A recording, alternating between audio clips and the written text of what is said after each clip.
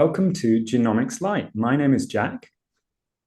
And I'm Fran, and we work in the science engagement team at the Wellcome Sanger Institute. Genomics Lite is a series about research that happens here at the Institute, and it explores DNA genes and genomes. This session is going to answer the question, what does DNA do in a cell? We'll be getting deep into the cells to explore the actual mechanics of what's going on in there, and we'll be joined by two brilliant researchers who are going to share some of their new work with us. So let's get to it. What does that DNA do in a cell? So we're going to do a quick recap. Now, if you have studied biology at school, you might know how this works already. So if you're confident, skip ahead a few minutes to our first guest. But if you are new to this area and you want a bit of a refresher, well, who wouldn't? Jack, help us out. What do we need to know? Well, first off, let's get a clear image of what we're talking about. People think of DNA as this long, long string. And if we look closely, we'll see that twisted ladder double helix structure. But that's not what DNA experiences is within the cell environment. The problem is you've got this long, long string, but it's got to fit into this tiny space of your cell nucleus. And we're talking about micrometers here. So much, much smaller than a millimeter, much, much smaller than we can see. The DNA isn't just shoved in there in a kind of tangled mess. It's really carefully organized. So in the cell, the DNA is wrapped around these proteins called histones, a bit like a cotton around a reel for any sewers that are out there. And then these reels are tightly squished and packed together to form fibers, and these fibers, made of one continuous string of DNA wrapped around lots and lots of histones, are what we call chromosomes. We have a number of these chromosomes all together in that nucleus, and they together are our full DNA code or our genome. This way of storing DNA is relevant for us on this discussion because DNA needs to be read to be useful in the cell. And in order to read it, it needs to be unpacked a little from that tight weaving. Oh, that's really interesting. But how does a cell read DNA? It's not like reading a book, is it? Well, this is what we call gene expression. And there are two stages here. Any biology students that are watching will be getting revision flashbacks horribly at this point, because first we've got transcription and then we've got translation. So transcription happens inside the nucleus. A section of that chromosome becomes available. It unravels a little and the DNA ladder splits, and that section of DNA, the gene that's going to be read, is copied or transcribed as a new molecule, a kind of a photocopy of that bit of DNA. And that copy is called RNA, or specifically messenger RNA. We're going to be coming back to that. This messenger mRNA then escapes from the nucleus into the surrounding cell cytoplasm. And here that second process, translation, converts those genetic instructions, that string of mRNA, into a protein that the cell can use for one of its many jobs that the cell needs to do. So that's how the DNA code in the nucleus becomes something active in the surrounding cell, something that allows the cell to do what it needs to do. That's great. So gene expression can be quite a tricky thing to get your head around. So if it is new to you, we've got a great animation on our channel that goes through this in more detail. It's called From DNA to Protein, and we'll put the link in the description at the bottom of the screen.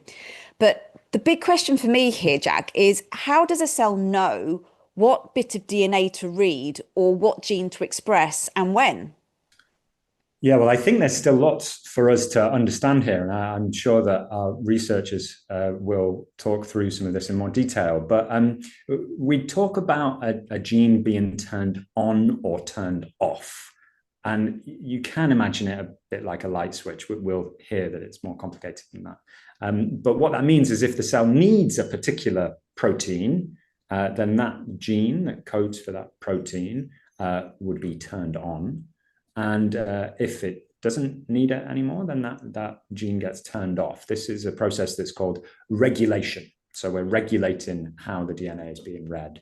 And it can happen in lots of different ways. To give a couple of examples, I said before that the wrapping of that DNA, that structure that we described in the chromosome, if it's really tightly wound there, then that DNA code just isn't accessible to be read, to be transcribed. Whereas if it's looser or it's more easily available, then we could describe it as being turned on. So that's one way that regulation can be controlled in the structure of the DNA. Or it can be something that can be a signal to that transcription machinery in the cell. This might be a section of DNA itself, what we'd call a promoter region. So saying, hey, come and read this gene now. Or it could be a flag that's not within the DNA, but attached to the DNA, something which people who are interested in epigenetics would be able to tell us some more about. That does a similar thing. It can impact on how or when that gene is read. So those are just two ways that regulation can be controlled within a cell. I think that's given us quite a few of the core foundations around sort of the structure of DNA and what's going on in those cells. But I think it's a really good time now to introduce our first guest. Now, Omar El-Gawani is a researcher in the Anderson Group at the Sanger Institute's Human Genetics Program. His focus is on how differences in people's DNA affects them and their cells. But in particular, he looks at RNA to help understand this. So welcome, Omar. Thanks very much, Fran. It's a pleasure to be here. Thanks for having me. Thank you. So we'll get cracking with some questions. And I think first it'd be really good to give some context. So what sort of kind of cells do you look at in particular for your research? So over my career as a researcher, I've looked at many different cell types during my PhD and my postdoc years. But one of the cell types that I find very fascinating is, and the one that I did my PhD on, is called macrophages. And it's a type of immune cells. What I really find fascinating about this cell type is that it's very responsive to the environment. So it can sense any kind of danger, any kind of microbes surrounding the cell. It can react very quickly. It causes very dramatic changes to the cell itself. And yeah, I find it very fascinating that a cell can interact with the environment that quickly. But I also look at many other different types of cell types, many other different types of cells. One of the diseases that I'm focused generally on immune diseases, but in my postdoc, I'm looking at inflammatory bowel disease, which is a common immune-mediated disease. And because we're looking at gut biopsies from patients with IBD, the gut is a very complicated tissue. It consists of many different cell types. So you have more stationary cells that line up our bowels, called enterocytes. You have also, because IBD is an immune-mediated disease, you also have within that gut environment, you have many types of immune cells. So it's a mixture of many cell types. But in general, I'm interested in looking at how gene expression, as Jack explained it, is regulated in all those different cell types, and how understanding that gene expression regulation can help us understand what goes wrong in different immune diseases with a focus on IBD. Fantastic. So when you're looking at these cells and sort of studying the RNA, is there like particular genes that you focus on, or particular sort of functions that you're particularly looking at in these cells? So my research is, I would say, fairly agnostic to certain genes, because the idea is that we're not walking into that disease research with a certain hypothesis in mind. What we're doing is more looking at every gene that the cell expresses, and then we don't have like any preconceived idea about which genes might go wrong, because we want to be open to any possibility. But one gene that I find also very fascinating in the context of immune diseases is called it's part of a pathway called the JAK-STAT pathway, and the gene I find very interesting is the STAT gene. And the interesting thing about this one is going back to what Jack was talking about. So the way that the JAK-STAT pathways that works is that you get a certain signal from outside the cell. It binds to a receptor on the surface of the cell, and then initiating what we call a signaling cascade.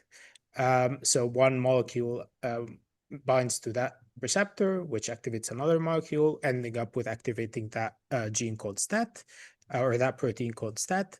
And then what STAT does is that it goes inside the nucleus of the cell, and then it activates the gene expression of tens of genes that then initiate a very strong immune response. And if anyone knows anything about immunology, the JAK-STAT pathway is a very, very important pathway in immunology. And the reason why I find this fascinating is that it embodies the sort of interaction between the outside environment, proteins inside the cells, but also proteins going back and activating which genes should be transcribed from the DNA. So it's sort of like goes the other way, or it's a sort of a reverse version of the central dogma, where you don't only have the DNA to RNA to protein, you also have proteins going inside the nucleus, activating certain protein. And it's really an embodiment of what Jack was talking about in terms of, it's not just a fixed repertoire or fixed book. It's a very dynamic, DNA is a very dynamic molecule that interacts with the environment as well. Yeah, so you've mentioned books. So there's a really so DNA is often looked at as sort of being a recipe book and so on, but RNA is a little bit different. So how does RNA sort of fit in with the recipe book sort of metaphor? Is there a better way of thinking about RNA? Yeah, so I think this metaphor comes from the, going back to A levels biology here, but the central dogma of biology, which in some version of it says that, you have DNA, which carries all genetic information, and it goes into RNA, becomes RNA, and then RNA produces proteins, which performs all the different functions in the cell. But, just as like everything in biology, the real picture is much more complicated than this. So the importance and the reason why it's complicated is that there are many, many steps in the middle, especially in the RNA part, that sort of not break, but makes that picture of transfer of genetic information from DNA to RNA a little bit complicated. The one I'm focused on is a process that happens within the RNA. That process is called alternative splicing.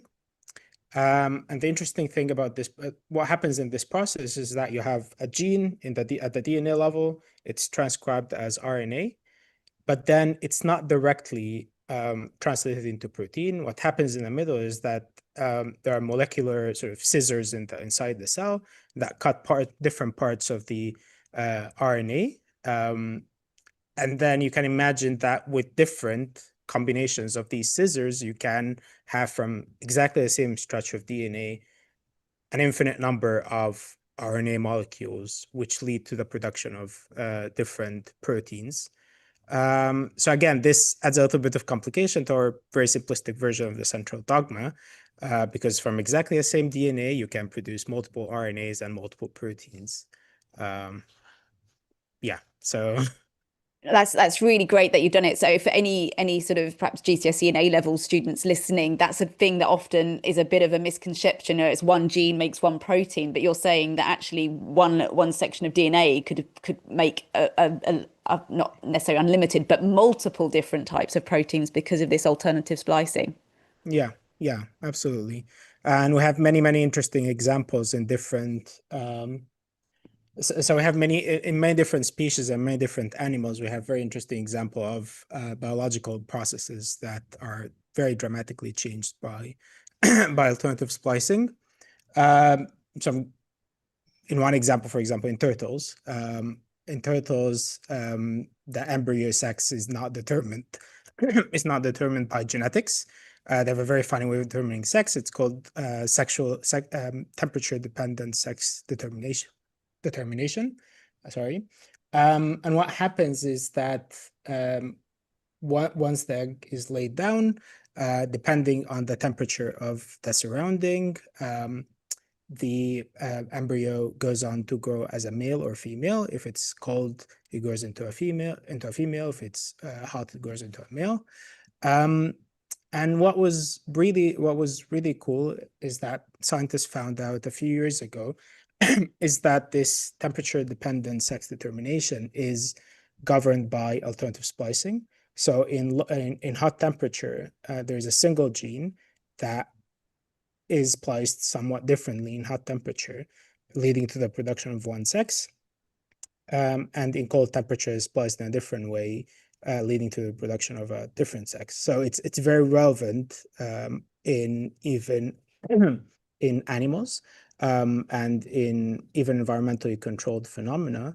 And you can see that it's a phenomenon that's very responsive to environmental stimuli. It's also a process that's also very relevant in humans, unfortunately in bad ways. So there are many examples of genetic diseases that when something goes wrong with what should be normal, healthy splicing, this can lead to the production of faulty RNA, which in turn leads to the production of faulty proteins. And just as an example here, there's a disease called spinal muscular atrophy. It's a very, very devastating disease. Unfortunately, children who are born with it, in many, many cases, die before the age of 2. It's a neurodevelopmental disorder, and it leads to muscle wasting, progressive muscle wasting, to the point that at some point, children are not able to use their respiratory muscles and end up having difficulty breathing, and their life becomes very difficult. And what was found out is that the main cause, or one of the main causes of this gene, is the faulty splicing of one gene. So one bit of that gene is cut out differently than what it should be. Fortunately, this discovery allowed scientists to sort of go on and try to correct that faulty splicing. But there was a therapy that came out a few years ago for this disease. But it just gives you an idea how dramatic something very, very something very, very small, like splicing a different gene differently, what dramatic effect can it have on the lives of people, and as I mentioned before, on different biological processes in different organisms. It's so interesting, and because this is such foundational biology, and it's just those, like you said, those small changes can make such differences. So you work with RNA. How do you get RNA? How do you isolate it to study it? Is it easy? So according to the wet lab scientists I work with, it's not easy. So because unlike DNA, which is double-stranded, RNA is single-stranded. So as a result, it's a much more fragile molecule. So you have to be very, very careful when handling RNA samples compared to DNA samples. It's also more difficult to store for very long periods of time. But the funny thing is that as far as I know, for most of the time that we work with a sample, we're not actually working with RNA, we're working with cDNA. So the way we study RNA is that we isolate the RNA we take tissues from a patient, we dissociate these tissues into single cells. We then break open the cells, and then we take the RNA from these using different chemical processes that can isolate the RNA. But then immediately, because it's such a fragile molecule, immediately what happens is that we take this RNA and we convert it to cDNA. This is not an issue for sequencing because we'll be reading exactly the same sequence of RNA, but in the form of cDNA. So we use an enzyme called the first transcriptase, which is an enzyme that can convert RNA to DNA. And then we'll read it using the normal sequencing machines that we use to read DNA. Fantastic. And has there anything, obviously it might still be early days in your research, but what so far, is there anything that studying RNA has told you particularly about the IBD sort of condition that you work with? Is there any sort of things, sort of findings that have come out through the use of RNA? Yeah, so I just keep, as I said, it's still maybe very early days, but one very fascinating example that I just actually found out about maybe a couple of weeks ago is a gene that we previously used to consider this gene to be a receptor. And what we found about this gene is that depending on the alternative splicing pattern of that gene, it can act both as a receptor or as a signaling molecule. So if you cut one part differently, it changes the function completely from a receptor to a signaling molecule. As you said, we're still in the early days of this, so we're probably gonna have a lot more surprises in the future. But yeah, there's just one fascinating example that I came across recently. Great. Thank you very much, Omar. We're going to be coming back to you for some more surprises, I'm sure, a little bit later, but I want to introduce our second guest now. So the second researcher who's going to be joining us today is called Kudzai Nyamondo. Kudzai is a researcher in the Nangalia group at the Sanger's Cancer and Somatic Mutations program. Her work focuses on blood cancers and how cells acquire mutations over a person's lifetime. Welcome, Kudzai. Thank you so much, Jack, and thank you for having me. I'm really happy to be here. We've been hearing so far, trying to explore this idea of what DNA is doing within a cell through this RNA molecule that Omar's been describing. Your focus is a little different, and as I've described there, has a real interest in mutations. So tell us a little bit more about the sorts of mutations that you're looking at. Thanks, Jack. So as you mentioned before, you really nicely unpacked this whole idea of DNA being nicely packed back into the nucleus of a cell. So most of my work is based on actually unraveling the whole strand of DNA and looking very close at it. So when you were talking about it before, you mentioned how it folds over certain proteins, and that is how it is stored. But then for most of the work that I am doing, we go beyond looking at the folding of the DNA over those proteins into the actual bases, the nucleotide bases that make up the DNA. And our interest in this is in looking at the different mutations that can be introduced within that strand of DNA. So as some of you might probably know, that there are different bases that make up the basic DNA structure. And with the whole idea with mutations is that these are errors that are being introduced in these bases. And these errors can occur when the DNA is replicating. It can also occur due to the different exposures to different mutagens, and also some spontaneous changes that happen within the DNA itself. So my interest is in studying what those mutations are doing within the context of blood mainly, but it's of course starts off with a cell. Like, okay, so there was a mutation that was introduced into a particular cell. How many cells ended up sharing that mutation as well, and how that then leads to certain conditions arising within the blood, which like blood cancers.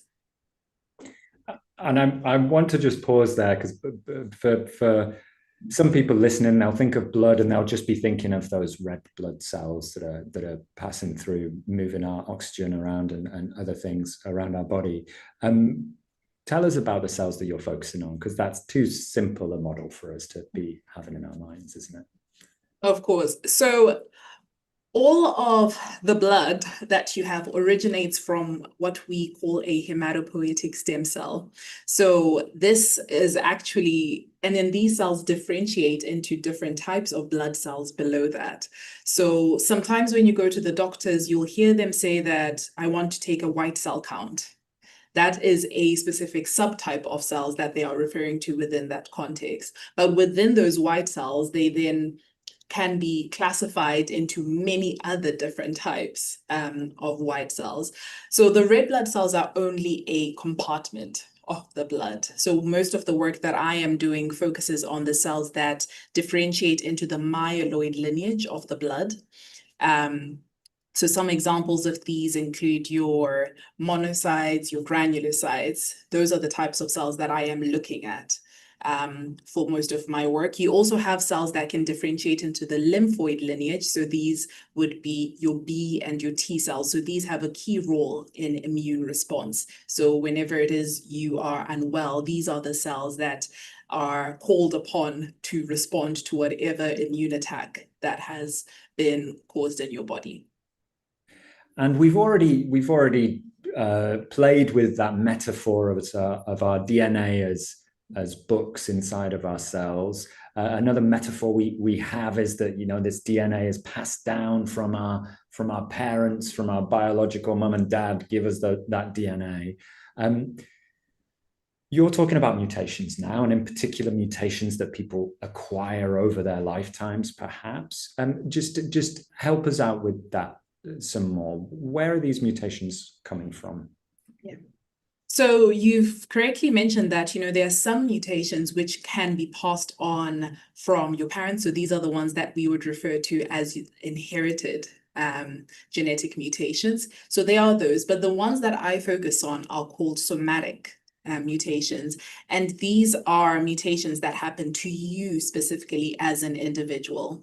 These can be as a result of just random errors that are being introduced within your DNA. They can also be as a result of the different exposure, things that you're exposed to. So sometimes if you're exposed to too much UV, that can actually cause your DNA to start introducing a lot of errors within those strands.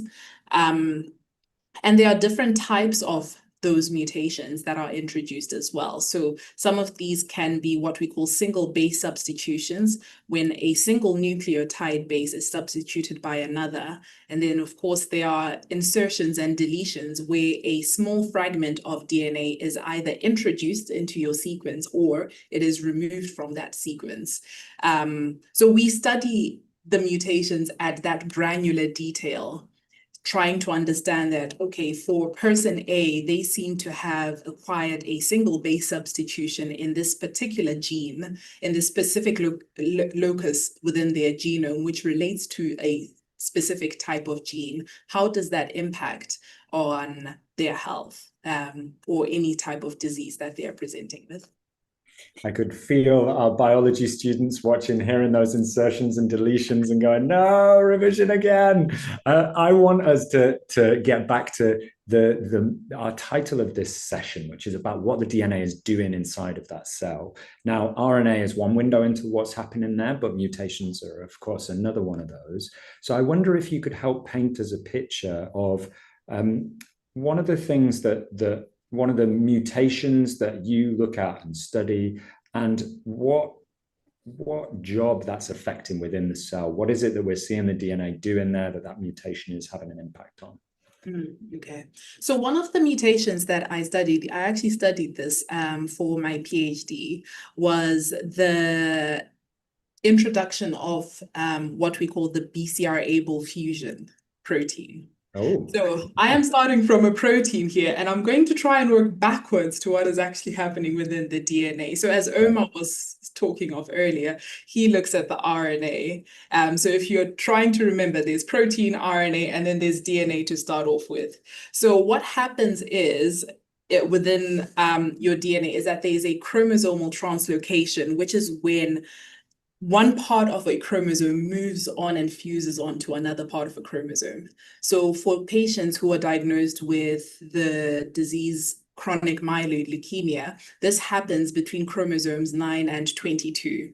And the fusion of these chromosomes now causes the introduction of what they call the Philadelphia chromosome, which is a truncated version of that chromosome, which doesn't work as it should. So now if you imagine, if we are moving on to the next part where it's now being transcribed into mRNA, the mRNA is going to be faulty from this point onwards. And whatever mRNA is transcribed, and when it's translated into protein, it causes a faulty protein to be produced as well.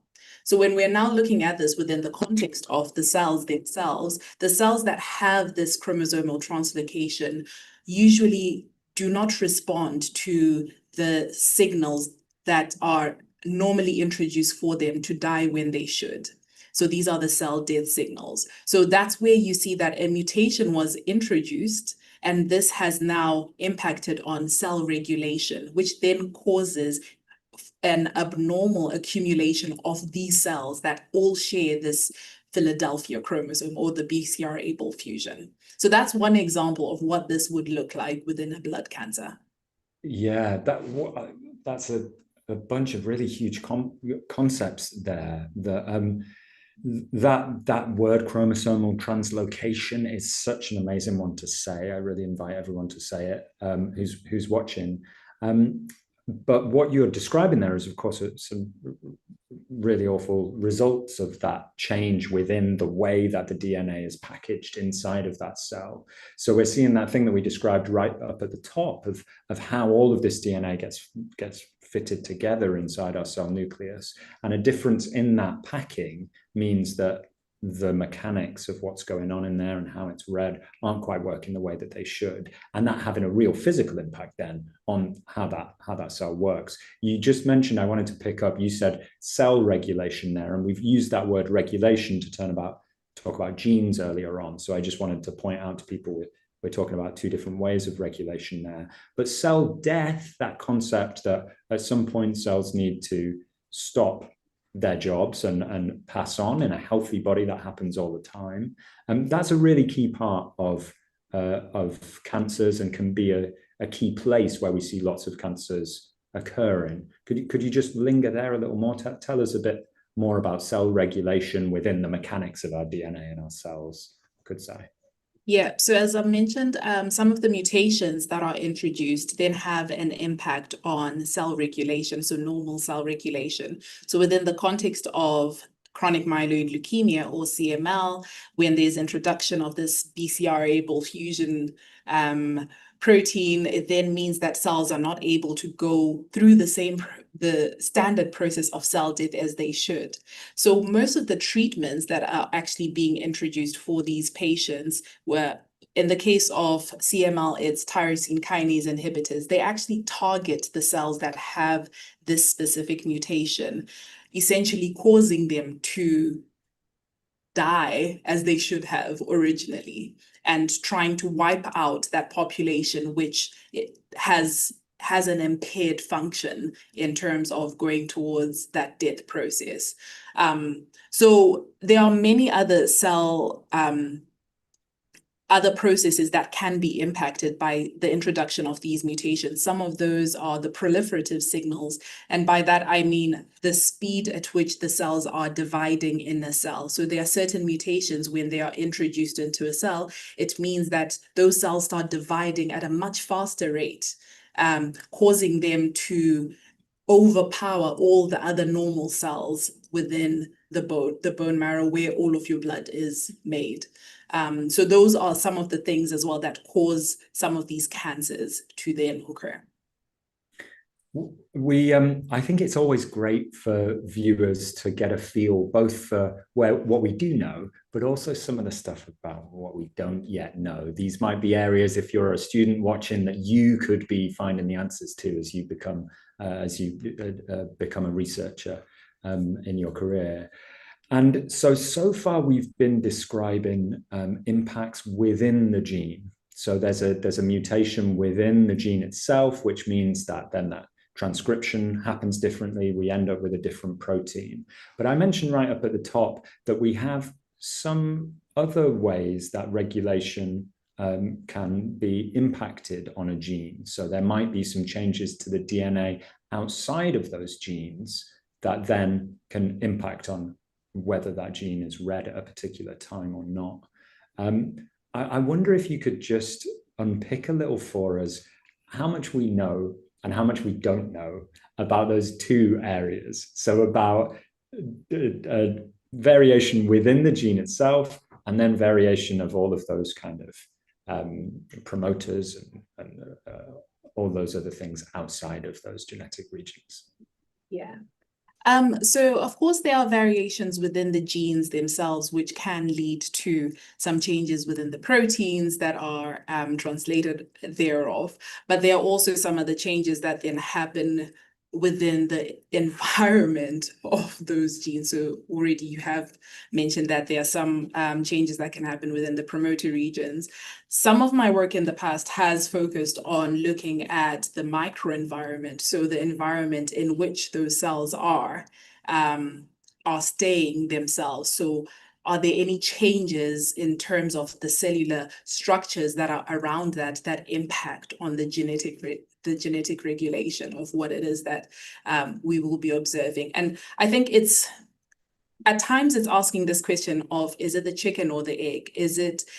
Does the mutation that we find occurring in cells happen because of just is it the mutation that started off, or is it actually the environment around it that had a change to it, which then impacted on the mutation for that to then happen thereafter? So I think some of the questions that we are grappling with even now is, what is it that comes first that then leads to a mutation that then impacts on the physiology of an individual?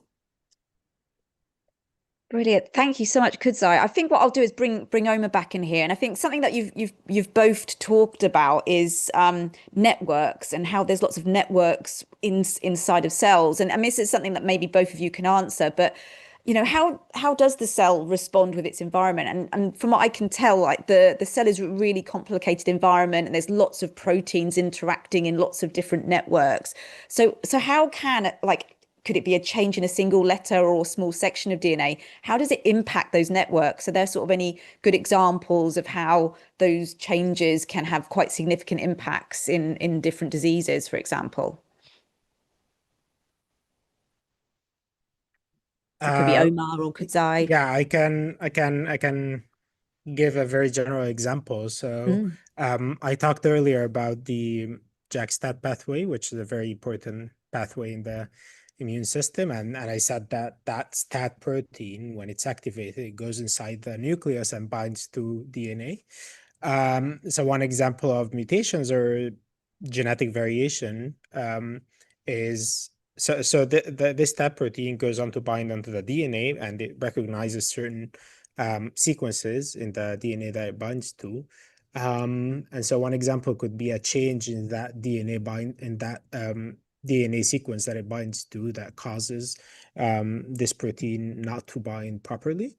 So this is an example of a mutation or a genetic variation where you have what would have been a normal interaction between the DNA and the environment disrupted by that genetic variation. Yeah, so that's an example of a very small change that can affect a whole network of downstream genes that would have been otherwise expressed that are not expressed properly just due to this small change. Yeah, I think throughout this, we've been trying to get a sense of what's going on within the cell. If we could shrink right down to be a tiny nanometer scale person and observe what was going on. And so I wonder if you could help us to build out a bit of a clearer picture on this from both of your perspectives.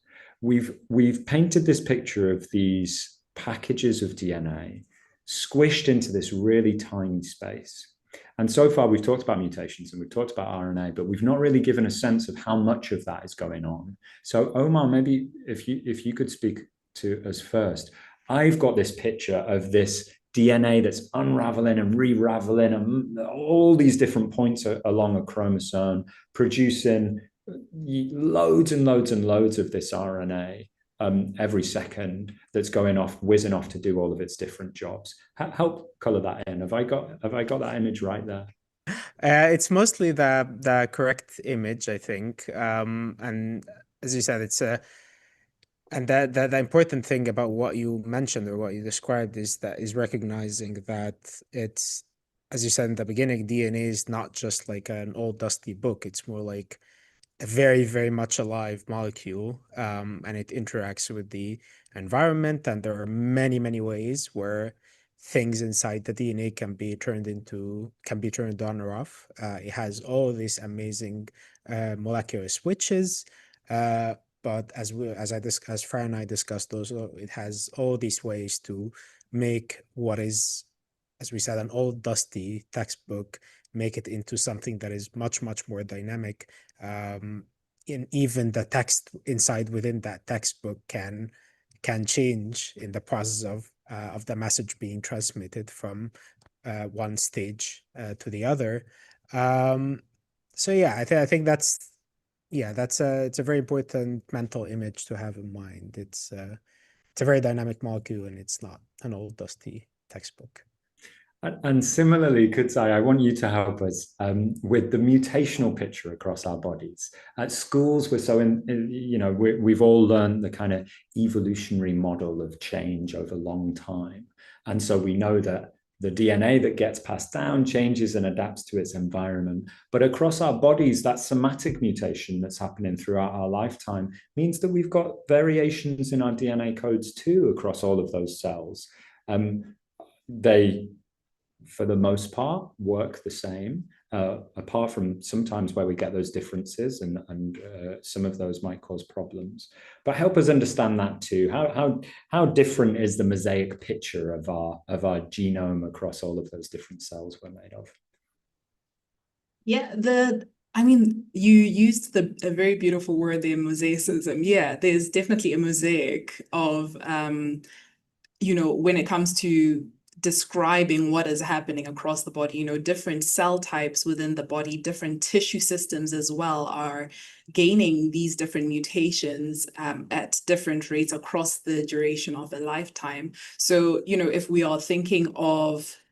you think of the mutations that are happening within your blood cells, we know that these occur at a rate that is a lot lower compared to if you take, for example, cells that are within your gut. So if we're looking at your colon, there is a very different rate of these mutations being gained over the lifetime of an individual. And, there are some cells as well which will be prone to gaining certain types of mutations compared to others. So it is a plethora of mutations happening that are different, and that will have different impacts as well, depending on the tissue that these are occurring in. Yeah. Oh, it's been such a fascinating discussion today, but unfortunately that is all we've got time for. So thank you so much, Omar. Thank you so much, Kutsai, for such a brilliant discussion of what DNA does in a cell. I think we've all learned an awful lot about what's going on in those trillions of cells in our bodies. And thank you, of course, for watching and for joining in this quite majestic series of images that we got at the end there. We hope you enjoyed this session. And if you'd like to watch any of our previous videos, you can find all of those on our YouTube channel, of course, including some particularly relevant for today, such as how does DNA mutate and what is gene expression. You can find them on the YouTube channel or on our website, and we'll put a link to that in the episode description. Genomics Lite is going to be back next year with a new series. So if you have any questions you'd like answered about DNA science, please do put them in the comments below. And until then, we'll see you next time, next year. Goodbye.